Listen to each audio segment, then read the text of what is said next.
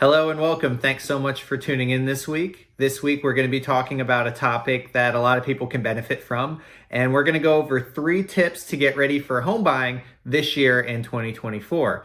Now, this is a great time of year to start planning for things that might come later this year or come next year, because as we all know, time flies and we're not getting any younger. And it's so easy for us to say, hey, this is something I want to do this year later in the spring. And the next thing you know, boom, spring is here and the year's halfway gone by. And then we say, okay, well, I guess I'll put this off till next year. So I want to help you prevent that this year. And I want to help you become prepared for what may be eventually the path of homeownership, if that's what you decide to do. And so I'm going to give you 3 quick and simple tips that you can benefit from in order to get your personal situation in order so you can be ready to buy a home later this year. All right, number 1, the first tip I want to go over is I think everybody should brush up on their credit. Now, a lot of people aren't familiar with their own credit history. You know, a lot of folks nowadays have apps like Credit Karma, or they get a FICO Vantage score report or something like that with their credit cards, and that can be great. But we really need to take the time, at least, once a year or so, to go through and actually analyze our credit report and make sure that all the information on there is accurate. Now, there's a lot of times that you will see things on your credit report that don't quite make sense, and there could be a variety of reasons for this. Even if the information is accurate, it can be beneficial to still go through these reports because you want to get an understanding of what's actually on your report. So that way, 6 months down the line, when you're getting ready to qualify with a lender, you understand what's on your credit report and there are no surprises. So when they say, did you know that you had this and this? You can say, yes, and here's what happened there. So it's just better to be knowledgeable of your own credit financial history because it's an important part of the process when you're getting approved for any loan. There are a number of companies out there that, will help certain people that have inaccurate information on their credit reports remove this information. And it can be a pretty cost-effective option if your credit information isn't totally accurate. It's also a good idea to understand what lenders are looking for, and then you can almost do a pre-underwriting of your own credit report to know if there's any red flags. This way, maybe you can plan a little bit sooner or talk to a lender earlier than when you're actually starting home shopping so you can nip these things in the bud.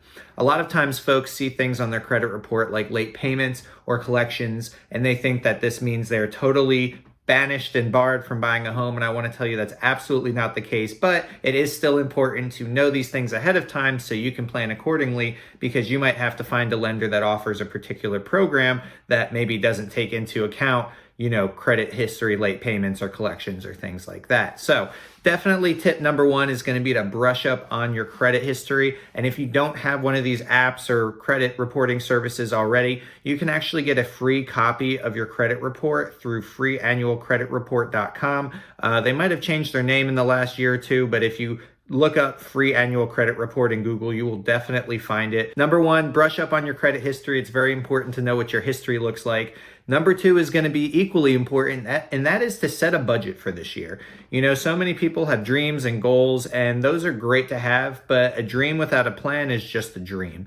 Whereas if you put a plan behind it, it's something that is going to happen, because one way or another, you decided that you're going to commit to certain steps to make that goal a reality. And building a budget is one of those important steps when it comes to homeownership.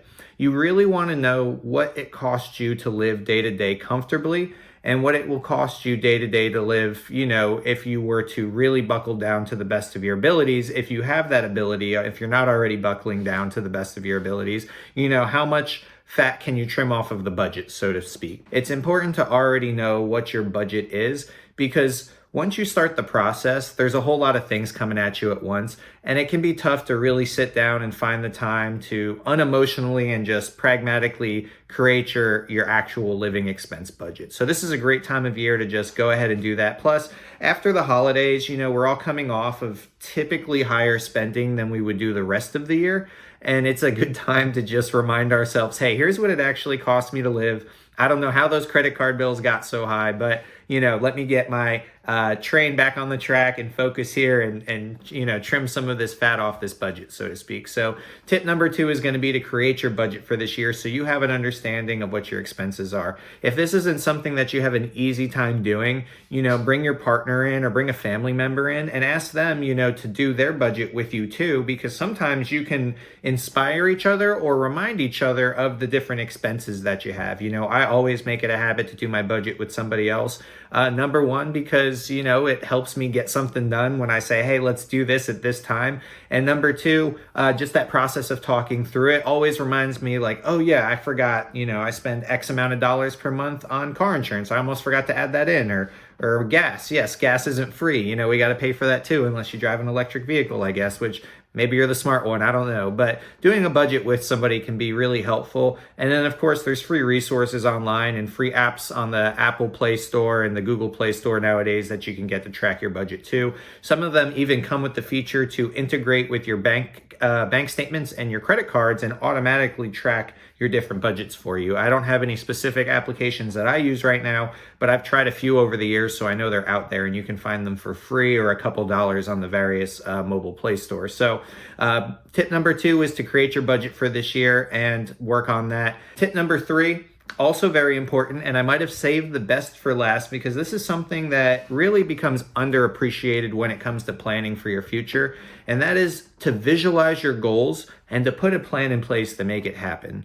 Now, again, this goes hand in hand with building a budget. If you want something to happen, you have to put a plan in place to accomplish it. And so many folks said, this is going to be the year that I'm not going to be renting anymore. Maybe your rent just went up, because it's the new year, or maybe you have a repair issue that hasn't been addressed in a while, or maybe you're just fed up of paying 100% interest every month and 100% of your money going into somebody else's pocket. For any of those valid reasons, you might be the one saying, hey, this year I'm going to make homeownership happen.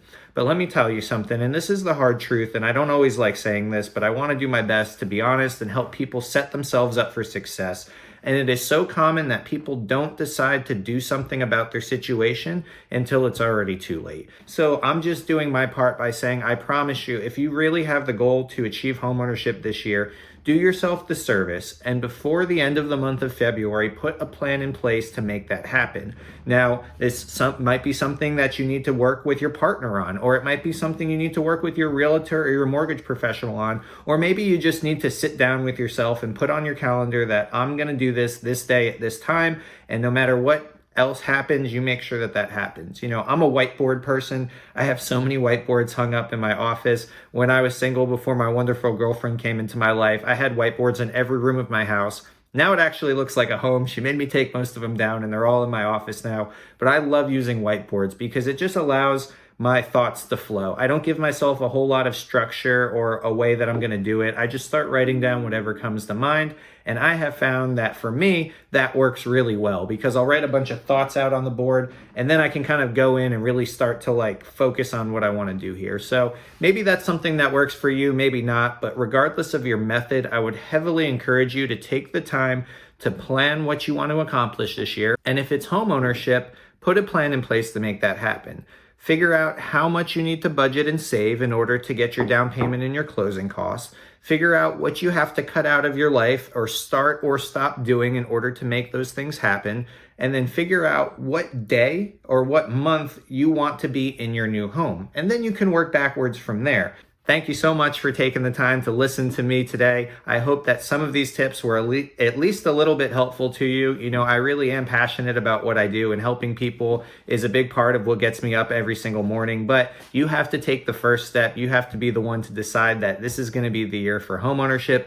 And if that's you, feel free to reach out anytime. I'm always happy to brainstorm. You can contact me directly at 404-974-6722. Call or text anytime, or you can click the link below to schedule on my calendar. That's fine too, whatever you want to do. Thank you again for watching this video. I hope you have a wonderful rest of your week and get out there and make it $1 million day.